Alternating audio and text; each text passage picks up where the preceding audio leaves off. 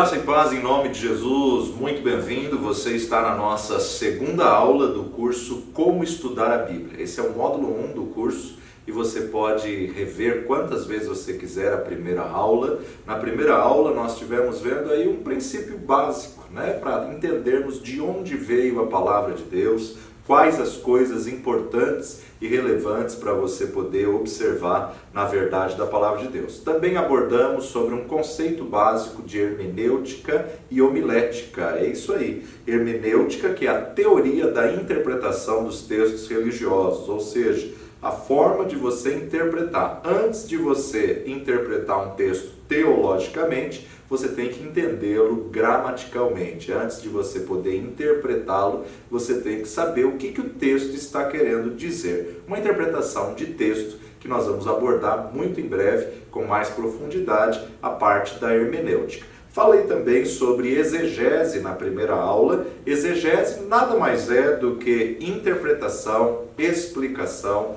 ou comentário de textos, a explicação do texto. E falamos sobre o princípio da homilética. Homilética é a eloquência de púlpito, é a eloquência de cátedra, é a arte de pregar sermões. A homilética, na verdade, ela tomou essa conotação dentro da palavra de Deus, dentro do reino evangélico. Nós observamos que ela vem de oratória. Oratória, a arte de falar em público, falar a grandes grupos de pessoas ou a indivíduos, e a retórica. Retórica são os ensinos e as normas de discurso, que veio do grego retórica, os romanos aperfeiçoaram para a oratória e agora, na verdade, ela tem a conotação de homilética quando se fala acerca de sermões, acerca de um contexto bíblico.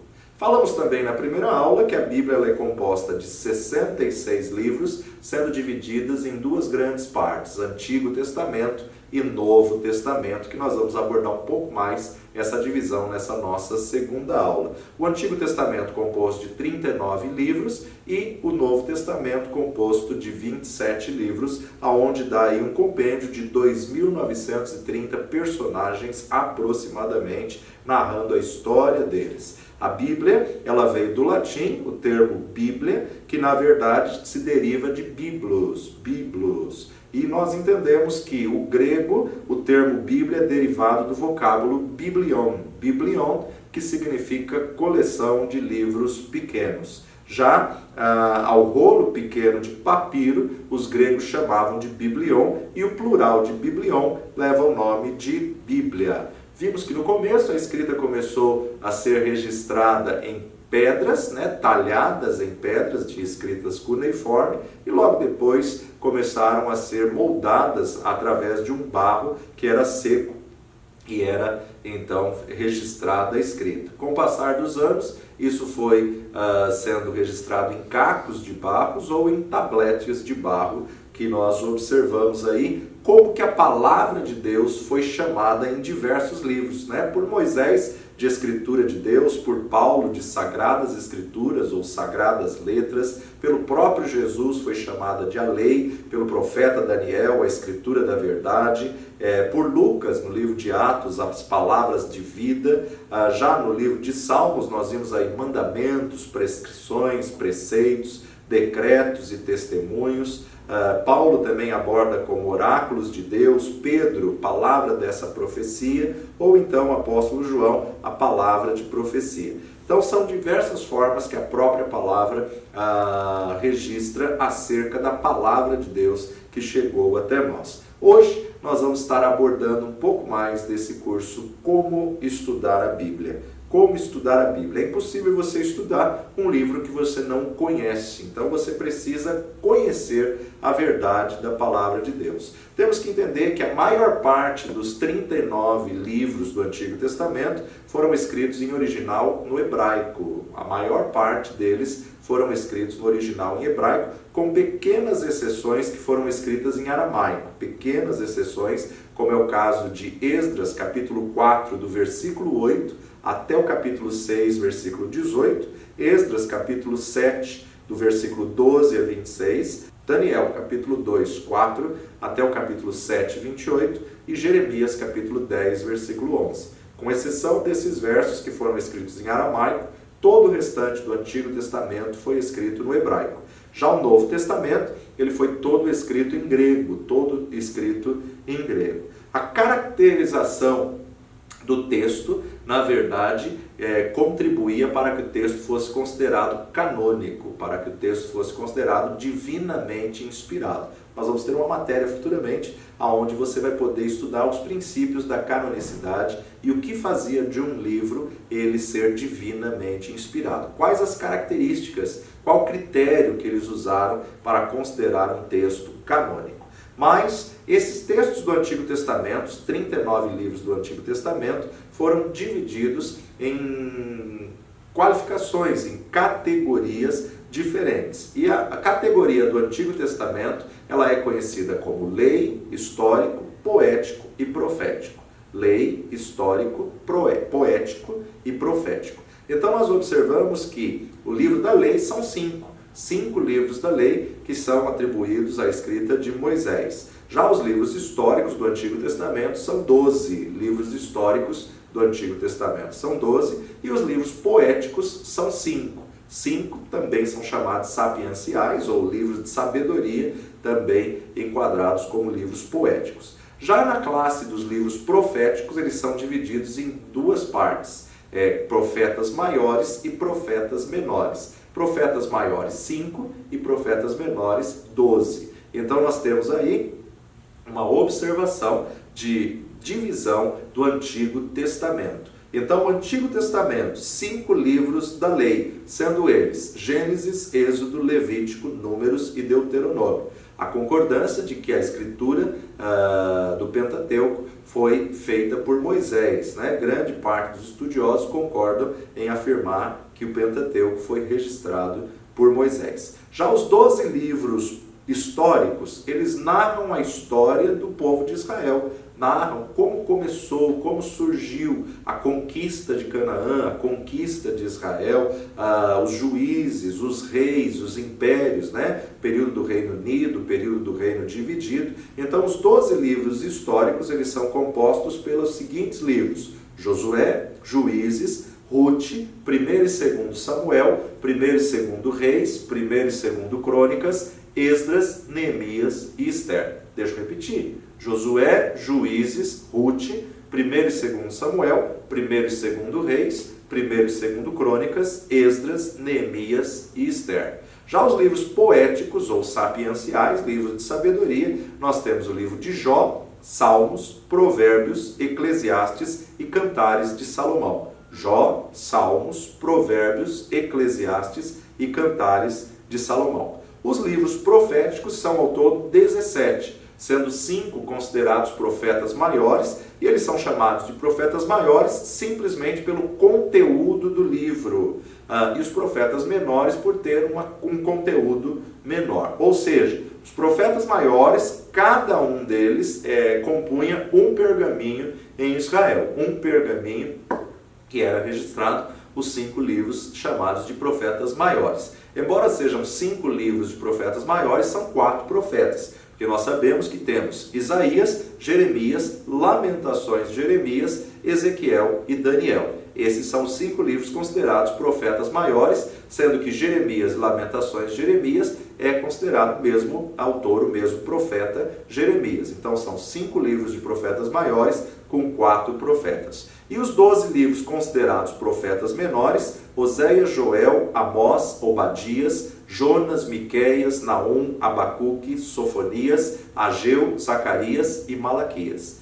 Esses são os 12 livros considerados profetas menores: Oséias, Joel, Amós, Obadias, Jonas, Miqueias, Naum, Abacuque, Sofonias, Ageu, Zacarias e Malaquias. Então essa é a categorização do Antigo Testamento, subdividido em lei, históricos, poéticos e proféticos, sendo os proféticos maiores e menores. Essa foi, na verdade, uma ordem padronizada no Ocidente. É claro que existem algumas alterações em outros cânones, também considerados divinamente inspirados, porém com os mesmos livros, mas uma outra subdivisão, principalmente em outros ramos, onde a gente vê aí os ortodoxos, os armênios, os etíopes, os cópticos, os siríacos e os nestorianos. Então, essa é a classificação que foi padronizada para o Ocidente, os quais também, quando se vai para o catolicismo romano, se acrescenta alguns livros considerados de apócrifos. Apócrifos, ou seja, livros que não têm uma veracidade considerada divinamente inspirados. São livros históricos, mas na verdade eles são considerados apócrifos ou, em alguns outros casos, como pseudepígrafos. Há muitos achados durante o período da história da Igreja que foram sendo descobertos e foram sendo publicados, e eles são publicados então como apócrifos ou pseudepígrafos. O Antigo Testamento original em hebraico nunca conteve os apócrifos, né? Eles estão dispostos de forma diferente. Num sentido religioso, o termo apócrifo significa simplesmente não genuíno ou de origem ignorada. Não genuíno ou de origem ignorada. É claro que ele tem um peso histórico, como é o caso de Macabeus, né? A história de Macabeus tem um tremendo peso histórico, mas ele não é considerado divinamente inspirado, mesmo porque a maior parte dos livros apócrifos, elas foram escritas no período do silêncio de Deus, nos 400 anos de silêncio de Deus, do encerramento do livro de Malaquias até o início do livro de Mateus. Esse período interbíblico de 400 anos é onde surgiu a maior parte aí dos livros apócrifos. Então, a maioria dos livros apócrifos foram escritas exatamente no período interbíblico entre Malaquias e Mateus, durante esses 400 anos de silêncio, e são eles: livro de Tobias, livro de Judite, livro de Sabedoria de Salomão, não confunda ele com Provérbios de Salomão ou com Cantares de Salomão, livro Eclesiástico, que você também não pode confundir com Eclesiastes, e o livro de Baruque e 1º e 2º Macabeus. Esses são os 7 livros considerados apócrifos ou não genuínos. Além desses 7 livros apócrifos, a Bíblia da edição romana, ela também tem mais 4 acréscimos nos livros canônicos, mais 4 acréscimos. É um acréscimo, um compêndio que vai entrar junto ao livro de Esther, e o acréscimo também do Cântico dos 3 Santos Filhos ao livro de Daniel, e por fim, Bel e o Dragão no livro de Daniel. Então esses são alguns acréscimos na Bíblia Católica que não são considerados livros canônicos ou textos canônicos. Alguns motivos pelos quais esses livros não são aceitos como canônicos. Em primeiro lugar, eles não se encontraram no cânon hebreu. O próprio povo hebreu não contém esses livros, esse compêndio extra na Bíblia hebraica. O próprio historiador judeu Flávio Joséfos, que viveu dos anos 37 até o ano 100, ele rejeitou também completamente esses livros, e então ele não deu essa autenticidade a esses livros. Por outro lado, esses livros nunca foram citados nem por Jesus, nem por Paulo ou pelos seus discípulos. Então, por não se encontrar nenhuma referência direta a eles, feita pelos apóstolos, pelo Senhor Jesus Cristo ou pelo apóstolo Paulo, então, na verdade, eles não compõem esse livro como canônico. Nós temos outros motivos mais que vão ser estudados na matéria canonicidade. Alguns requisitos aí para você poder encontrar a verdade da palavra de Deus. Em primeiro lugar, ter Jesus como teu único Senhor e Salvador da tua vida. Porque quando você tem Jesus como teu Senhor, na verdade, Ele te instrui, Ele te capacita, Ele te reveste. Então, esse é um dos requisitos básicos para você poder estudar a palavra de Deus. Em segundo lugar, dedicação, né? Que você tenha uma dedicação à verdade da palavra de Deus. Nós observamos aqui as palavras de Paulo a Timóteo, 2 Timóteo capítulo 2, versículo 15. 2 Timóteo capítulo 2, versículo 15. Procura apresentar-te a Deus aprovado, como obreiro que não tem de que se envergonhar, que maneja bem a palavra da verdade. É óbvio que a ação de procurar apresentar-se é pessoal. Cada um tem que buscar o conhecimento, cada um tem que buscar se apresentar aprovado diante de Deus. Qualquer pessoa pode estudar a Bíblia e o Espírito Santo de Deus pode falar com qualquer pessoa, pode revelar algo a qualquer pessoa. Porém, para que ela tenha um conhecimento mais profundo, nós vemos alguns requisitos aí apresentados na própria Palavra de Deus. Paulo nos diz acerca das coisas espirituais se entenderem espiritualmente. Primeira carta de Paulo aos Coríntios, capítulo 2, versículo 14. 1 Coríntios 2,14 nos diz: Ora, o homem natural não compreende as coisas do Espírito de Deus, porque lhe parecem loucura, e não pode entendê-las, porque elas se discernem espiritualmente. Então entendemos através desse versículo de Paulo, que aos Coríntios, que para entender as coisas espirituais tem que ser convertido.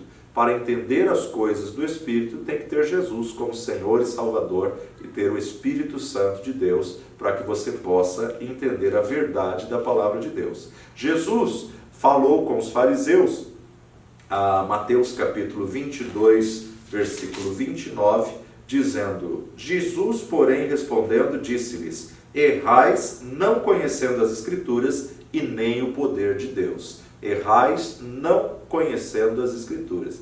Embora eles fossem escribas, fossem conhecedores do Antigo Testamento, eles não deixavam que o conhecimento pudesse ter a verdade da Palavra de Deus. Então, para você poder estudar a verdade da Palavra de Deus, você tem que se aproximar da Palavra sem preconceitos. Você tem que conhecer a verdade da Palavra de Deus e mergulhar na verdade da Palavra de Deus. Também nunca podemos deixar da ação do Espírito Santo. Então nós temos que buscar a operação do Espírito Santo. João capítulo 14, versículo 26. Evangelho segundo João, capítulo 14, versículo 26, nos diz: Mas aquele Consolador, o Espírito Santo, que o Pai enviará em meu nome, vos ensinará todas as coisas e vos fará lembrar de tudo quanto vos tenho dito. Então, dependa do Espírito Santo no aprendizado da Palavra de Deus, porque ele vos ensinará todas as coisas. O próprio Jesus afirmou isso. João capítulo 16, versículo 13. Mas quando vier aquele Espírito da verdade, ele vos guiará em toda a verdade, porque não falará de si mesmo, mas dirá tudo o que tiver ouvido e vos anunciará o que há de vir. Ele, o Espírito Santo, vai te anunciar e vai te guiar a toda a verdade. Um outro pré-requisito para você poder explorar melhor o conhecimento da Palavra de Deus é saber que o primeiro propósito da Bíblia é mudar as nossas vidas para melhor. Não apenas trazer conhecimento, mas nos instruir segundo o padrão de Deus, nos instruir segundo os padrões do reino. E nós observamos essa verdade dita por um dos grandes sábios do Antigo Testamento, o sábio rei Salomão. Provérbios capítulo 2, versículos 3 a 5. E se clamares por entendimento e por inteligência alçares a tua voz, se como a prata a buscares e como tesouros escondidos a procurares, então entenderás o temor do Senhor e acharás o conhecimento de Deus. Que coisa linda e que coisa tremenda! Se você procurar, você vai encontrar. Se você buscar, você vai achar. A importância também de um grande requisito aí para você poder estudar a Palavra de Deus. Perseverar. Não é porque você ainda não conhece o todo da verdade, que nunca vai conhecer o todo da Palavra de Deus, que você vai parar. Você tem que buscar o conhecimento e perseverar nessa busca. E o escritor de Hebreus registra isso no capítulo 5, versículos 13 e 14. Hebreus 5, 13, porque qualquer que ainda se alimenta de leite não está experimentado na palavra da justiça, porque é menino. Mas o mantimento sólido é para os perfeitos, os quais, em razão de costume, têm os sentidos exercitados para discernir tanto o bem como o mal. Para você chegar a essa qualidade do que o escritor de Hebreus apresenta, você tem que perseverar, insistir na busca do conhecimento da Palavra de Deus. Graças a Deus, hoje, em português, no Brasil, nós temos muitos livros, temos muitas publicações que nos ajudam a aprofundar no conhecimento da verdade da palavra. Então, existem alguns recursos que podem te auxiliar como fonte de consulta para um bom conhecimento ou para uma boa profundidade na verdade desta palavra. Como, por exemplo, procure um bom dicionário de português, procure um bom dicionário bíblico. No final desse curso, nós vamos estar apresentando a você uma indicação literária, onde eu vou mostrar aí o dicionário bíblico que eu uso, qual material que eu uso, para que você possa também ter aí uma referência. Como também esteja sempre próximo de uma concordância bíblica. Uma concordância bíblica te ajuda a encontrar um versículo que você ainda não memorizou, aonde ele se localiza na palavra de Deus. Uma chave bíblica, uma concordância bíblica te ajuda nesse quesito. Por outro lado, tenha sempre 2 ou 3 manuais bíblicos. Por quê? Nunca fique com uma opinião só, de um só teólogo ou de um só estudioso, de um só autor. Tenha sempre 2, 3 opiniões para que você possa estudar e ver o que se pensa sobre cada texto bíblico. Então tenha um bom comentário bíblico. Por outro lado, vale a pena você ter um bom atlas bíblico, onde apresenta os mapas para você saber quais cidades eram portuárias, quais cidades não eram à margem do rio ou do oceano, ou muitas vezes tinham mares ou não, como é o caso de Jonas. Deus ordenou que Jonas fosse para Nínive e ele pagou passagem para fugir para Tarsis. Infelizmente, muitos preletores cometem um grave erro dizendo que o grande peixe vomitou Jonas em Nínive. Não, Nínive não é uma cidade praiana, Nínive não tem um mar, Nínive não tem como peixe ir até Nínive. Quando na verdade ele se rendeu e ele se arrependeu e ele pediu, ele clamou a Deus por socorro, o grande peixe enviado por Deus deixou ele exatamente onde ele tinha comprado a passagem para fugir da presença de Deus. Deixou ele no porto e ele ainda teve mais 3 dias de caminhada para poder chegar em Nínive. Isso nos ajuda através de um mapa bíblico, de você ver aí o Atlas e ver uma cidade praiana, uma cidade que é banhada por mar ou não. Por outro lado, existem muitos grandes estudiosos que lançaram seus livros e que te ajudam muito no conhecimento e na busca de cada assunto, mas nunca deixe de ter as suas anotações pessoais, de você abrir pastas e arquivos para você poder digitar tudo aquilo que você tem aprendido e buscado de conhecimento da palavra de Deus. Vamos falar um pouquinho sobre a categorização judaica da Bíblia, a categorização judaica. A Bíblia judaica, na verdade, ela é dividida ou subdividida em 3 grandes partes. A primeira parte, que é a mais importante e reconhecida como autoridade e veracidade diante de todo judeu, é a Torá. A Torá, que significa instruções ou orientações. E a Torá é o nosso Pentateuco. A Torá são os 5 primeiros livros da lei: Gênesis, Êxodo, Levítico, Números e Deuteronômio. Esses 5 primeiros livros são considerados Pentateuco para nós ou Torá para o povo judeu. Depois tem uma classificação de Nevi'im. Nevi'im são os livros que eles são chamados entre o povo judeu de proféticos. Livros proféticos, que vai ser um agrupamento só, dividindo em profetas anteriores e profetas posteriores. Considerados profetas anteriores, para nós, alguns livros históricos. Os profetas anteriores para os judeus são Josué, Juízes, 1º e 2º Samuel e 1º e 2º Reis. Nevi'im, profetas anteriores. Josué, Juízes, 1º e 2º Samuel, 1º e 2º Reis. Profetas posteriores. Os profetas posteriores, Isaías, Jeremias, Ezequiel e os 12 profetas menores. Isaías, Jeremias, Ezequiel e os 12 profetas menores. E por fim, Ketuvim. Ketuvim são considerados os escritos. Os escritos estão agrupados alguns livros históricos, outros poéticos e outros proféticos, que na verdade na categorização judaica leva tudo o nome de Ketuvim ou escritos, que são compreendidos entre os livros de Salmos, Provérbios, Jó, Cântico dos Cânticos, Ruth, Lamentações, Eclesiastes, Ester, Daniel, Esdras, Neemias, 1º e 2º Crônicas. Todos esses livros são considerados Ketuvim.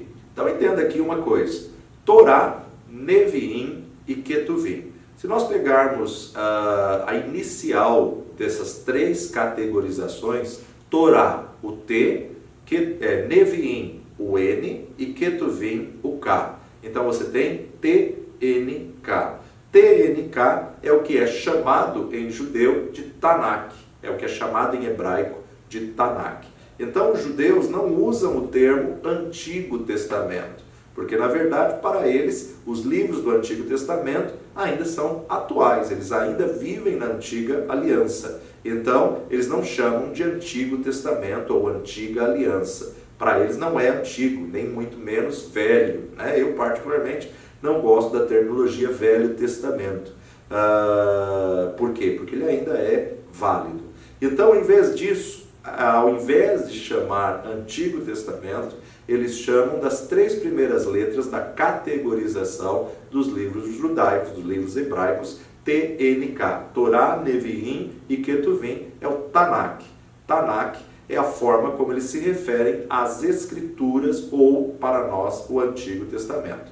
Os judeus dão propriedade à Torá acima de todas as outras partes das Escrituras, porque a veem como revelação direta de Deus, enquanto consideram que os outros livros foram concedidos indiretamente. Mas a Torá, não. A Torá, divinamente inspirada, revelada e entregue a Moisés. Esse é o conceito judaico dos 5 primeiros livros, aos quais tem essa veracidade e essa importância. Os livros do Antigo Testamento cobrem a história de Israel desde cerca de 2150 a.C. até aproximadamente ao ano 440 a.C. Na época romana, haviam mais judeus em Alexandria, no Egito, do que em Jerusalém, o que instigou certos intelectuais a traduzirem as escrituras do Antigo Testamento, o Tanakh, para o grego, o idioma internacional da época, ou seja, a importância da primeira tradução bíblica, chamada Septuaginta. Então, em Alexandria, o rei Ptolomeu Filadelfo ordenou por volta de 285 a.C. que se fizesse a primeira tradução dos originais em hebraico para o grego. A sua ordem era estratégica, porque Alexandria era um local em que viviam muitos judeus que falavam grego, e ele visava uma globalização do Império Greco-Romano. E foi assim então que a Bíblia foi traduzida primeiramente para o grego, os livros do Antigo Testamento ou os livros do Tanakh. Para que não houvesse erro e para que não houvesse nenhuma posição favorecendo uma das tribos, ele ordenou que cada uma das 12 tribos destacasse 6 pessoas, 6 judeus de cada uma das 12 tribos, para poder fazer então a tradução imparcial segundo as 12 tribos, e não houvesse nenhuma margem de erro. Então, nós observamos aqui 6 pessoas das 12 tribos, 6 vezes 12, 72. Por isso que ela é considerada a edição dos 72. Só que ficou conhecida entre o povo como a tradução dos 70, e não 72, mas generalizou tradução dos 70, ou ainda conhecida até os dias de hoje como a Septuaginta. Eram 72 judeus intelectuais, sendo 6 de cada uma das 12 tribos, que trabalharam nessa tradução e se tornou a principal Bíblia da maioria dos judeus no período do Novo Testamento, porque na verdade era uma tradução genuína, era uma tradução literal que foi conferida e que não tinha margem alguma de erro. Foi a Septuaginta que deu então início ao Antigo Testamento, a ordem dos livros que nós temos hoje. Foi através desse agrupamento da tradução desses livros hebraicos do Tanakh para o grego que deu a nossa ordem, agrupando todos os livros da lei primeiro, depois agrupando os livros históricos, depois os livros poéticos e, por fim, os livros proféticos.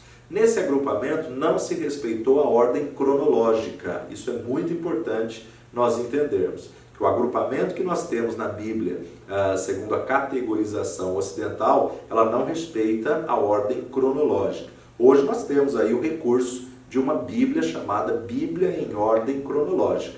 Depois de muitos e muitos anos de estudo de teólogos que puderam ver cada versículo onde ele se encaixava na história, na sequência da ordem cronológica. Mas não é o caso da Bíblia que nós temos acesso ou da Bíblia que nós usamos comumente nos nossos cultos. Outras traduções que surgiram depois disso, em latim, por exemplo, a Vulgata. A Vulgata ela foi traduzida por Jerônimo. E a Vulgata, o latim, era a língua falada pelos romanos. Um dos títulos colocados sobre a cruz de Cristo estava em latim. Então a versão da Vulgata, que significa vulgus, ou seja, popular, versão do povo, popular, uma versão em que o povo pudesse entender, foi considerada a Vulgata. Já em siríaco, ela foi chamada de Apeshita, em egípcio, o Copta. E essas traduções antigas, cuidadosamente executadas, podem muitas vezes ajudar os estudiosos a interpretar os textos hebraicos da Bíblia em seus trabalhos de tradução nos dias de hoje. O Novo Testamento foi escrito, em sua maioria, no grego, contendo 27 livros, sendo 4 evangelhos, um livro histórico, 13 cartas de Paulo, 8 cartas gerais e um livro da Revelação. Então, o Novo Testamento, para nós, dividido em 4 evangelhos. Os 4 evangelhos, eles têm o objetivo de apresentar a nós a vida e o ministério terreno de Jesus, incluindo seu nascimento, seus ensinos, sua morte e a ressurreição de Jesus. Os 4 evangelhos são Mateus, Marcos, Lucas e João. Vale dizer que o S abreviado que tem no início de cada um dos evangelhos não é santo, né? Muitas pessoas têm o costume de dizer: abra sua Bíblia no Evangelho São Marcos, abra sua Bíblia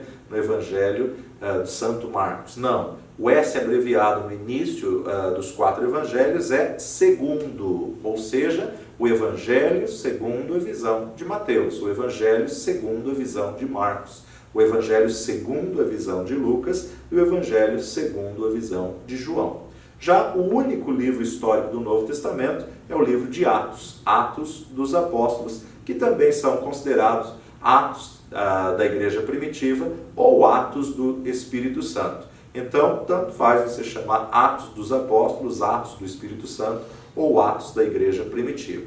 As cartas de Paulo são 13, que aí a gente pode qualificar como Romanos, 1 e 2 Coríntios, Gálatas, Efésios, Filipenses, Colossenses, 1 e 2 Tessalonicenses, 1 e 2 Timóteo, Tito e Filemão. 8 cartas são consideradas de cartas gerais. Hebreus, que é uma carta anônima, Tiago, 1 e 2 Pedro, 1 e 2 e 3 João e Judas. Essas são as 8 cartas consideradas cartas gerais. E o livro da Revelação, que somente em português ele é chamado de Apocalipse. O livro da Revelação, chamado de Apocalipse. Por outro lado, existem também algumas traduções que são consideradas aqui no Brasil como mais comuns, como a edição revista e corrigida, ou você pode conhecer como RC ou ERC.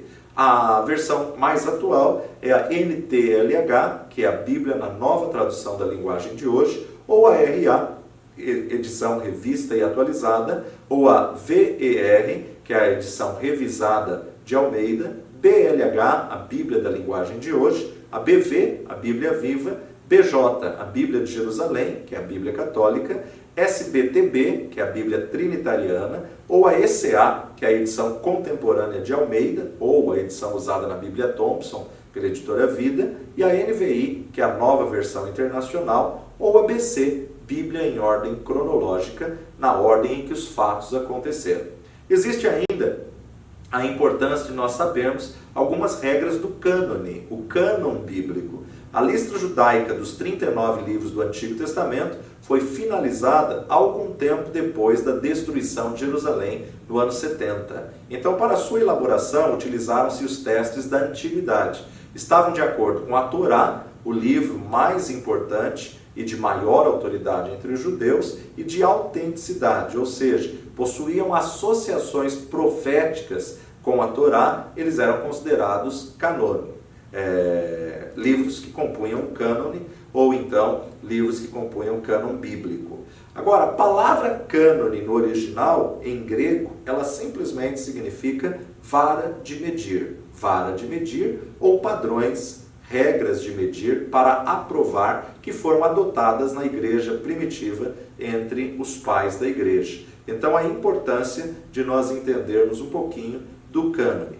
Por outro lado, nós também podemos dizer que o mesmo Deus que inspirou os escritores sagrados a escreverem, inspirou também homens na formação do cânon sagrado para atestarem a veracidade de um texto. Em referência à Bíblia Sagrada, é a coleção de livros que foram aceitos por sua autenticidade e autoridade divina. Significa que esses livros são norma de conduta da igreja e norma de conduta do cristão.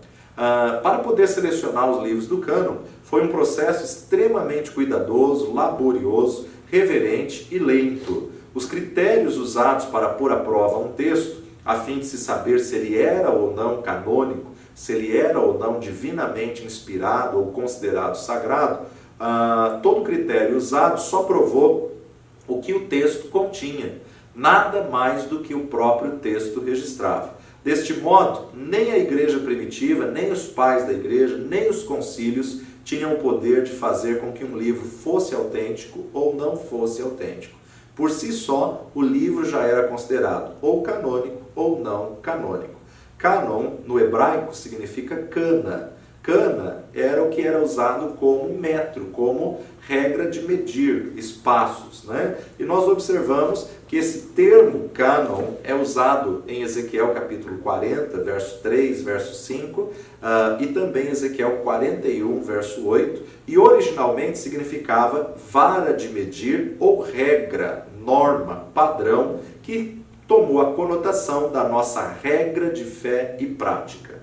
Então, em relação ao Antigo Testamento, havia uma investigação muito minuciosa, porque tinha que ser reconhecida a autoridade do escritor do livro em análise. Em relação ao Novo Testamento, o livro tinha de ser escrito ou respaldado por um dos apóstolos do Cordeiro. O livro tinha que ser escrito ou por um dos 12, ou então respaldado por um dos 12, ou seja, ele tinha que estar firmado por uma autoridade apostólica no Novo Testamento para ser considerado livro canônico. Por exemplo, Pedro, ele respaldou a Marcos, né, que escreveu o Evangelho de Marcos, ou João Marcos. Pedro também respaldou a Paulo e Pedro respaldou a Lucas. Né? Lucas e Marcos não são os 12 do Cordeiro. Isso vale a gente lembrar e vale a gente entender. Né? Escreveram os evangelhos, mas não estavam entre os 12 escolhidos por Jesus, porque não são reconhecidos como apóstolos do Cordeiro. A Bíblia traz o critério como que eles eram reconhecidos como apóstolos do Cordeiro. Então, os 27 livros do Novo Testamento, eles foram determinados por diretrizes semelhantes, ou seja, a apostolicidade. A apostolicidade, ele tinha que respaldar um livro escrito para ser considerado canônico no Novo Testamento. Ou escrito por um apóstolo, ou então associado a algum dos 12 do Cordeiro. A ortodoxia, eles tinham que estar alinhados com o entendimento do que a igreja tinha acerca de Jesus. O que a igreja entendia a respeito de Jesus, o livro tinha que ter, então, essa compreensão. E, por outro lado, o livro também tinha que ter a catolicidade, ou seja, eles tinham que ser dirigidos à igreja de forma geral, eles não podiam ser específicos, eles tinham que ser abrangentes de um modo completo.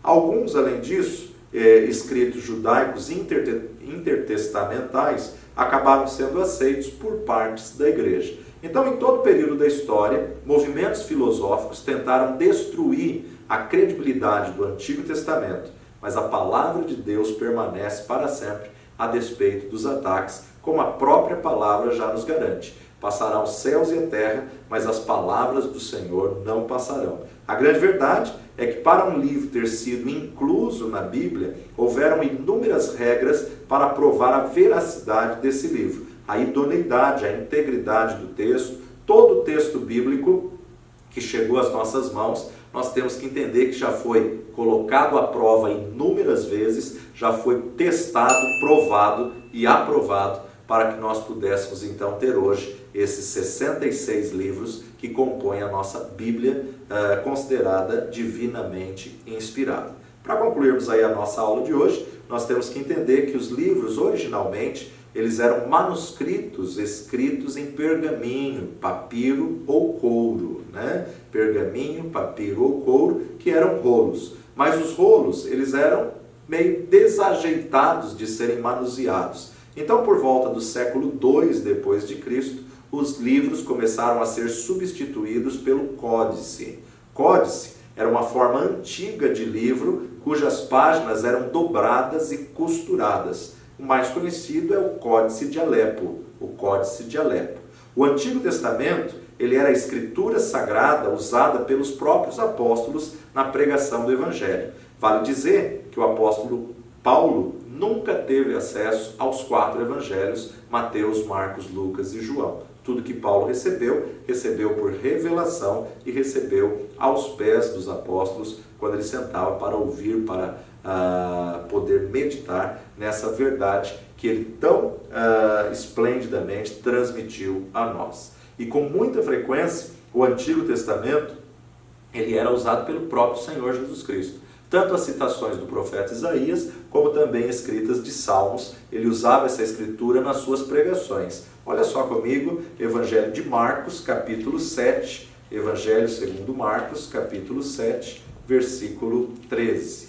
Nos diz assim: invalidando assim a palavra de Deus pela vossa tradição que vós ordenastes, e muitas coisas fazeis semelhantes a essas. Jesus está dizendo que eles próprios conheciam a verdade da palavra de Deus e pela tradição eles próprios invalidavam a palavra de Deus. Por quê? Porque ele próprio usava o Antigo Testamento, que para eles é o Tanakh. O apóstolo Paulo sabia que o Antigo Testamento foi divinamente inspirado, aliás, ainda como perseguidor da igreja, quando ainda era chamado de Saulo, ele conhecia muito bem o Antigo Testamento. E para ser colocado como fariseu dos fariseus, ele tinha grande parte da Torá memorizada, decorada, e ele citava isso de cor. Então o apóstolo Paulo reconhecia o quanto era proveitoso o Antigo Testamento para ensinar, para redarguir, ou seja, responder argumentando, acusar respondendo a outra acusação, recriminar, apresentar réplica, refutar, replicar, para corrigir, para instruir em justiça, para que o homem de Deus seja perfeito e perfeitamente instruído para toda boa obra. Isso foi o que Paulo deixou registrado para nós em sua segunda carta a Timóteo, capítulo 3, versículos 16 e 17. Toda escritura divinamente inspirada é proveitosa para ensinar, para redarguir, para corrigir, para instruir em justiça, para que o homem de Deus seja perfeito e perfeitamente instruído para toda boa obra. Que essa verdade possa ser uma verdade na sua vida, sabendo que a palavra de Deus, divinamente inspirada por Deus, ela é proveitosa para ensinar, para corrigir, para instruir, para redarguir em justiça. Que o Senhor te abençoe poderosamente. Fique conosco, continue estudando, não desista, persevere no conhecimento, na verdade da palavra de Deus. Até mais.